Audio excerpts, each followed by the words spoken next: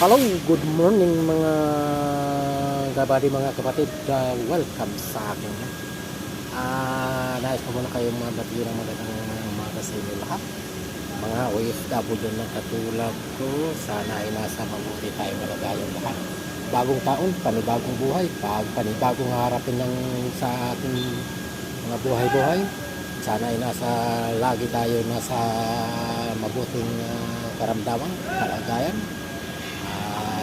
God bless sa ating lahat. So ito mga kabady, ito isang Hyundai Accent mga kabady, 2022.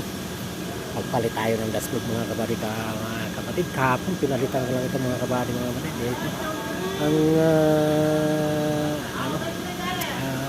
waiting for spare parts mga kabady, may kulang pa sa airbag.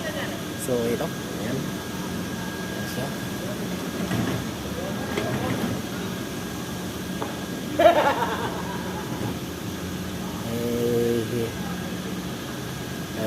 Kailangan ko yung para kunin ko yung information ng original computer airbag.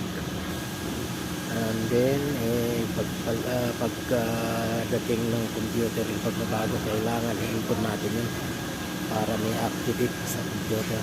So yun, marami pa itong kulang. Mangga kasi ito mga kapatid, ito ang aking nadatnan mga kapatid, galing ng Pilipinas. So actually hindi ko naman ito pinatutukan sa dami ko ginagawa. Paano lang ito patapos na.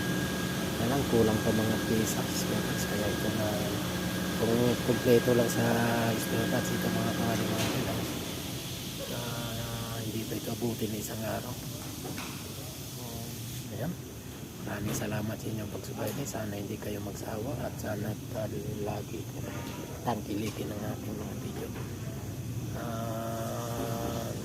Mag-share na rin. Okay, ganun lang sa muling ating pagkikita vlog.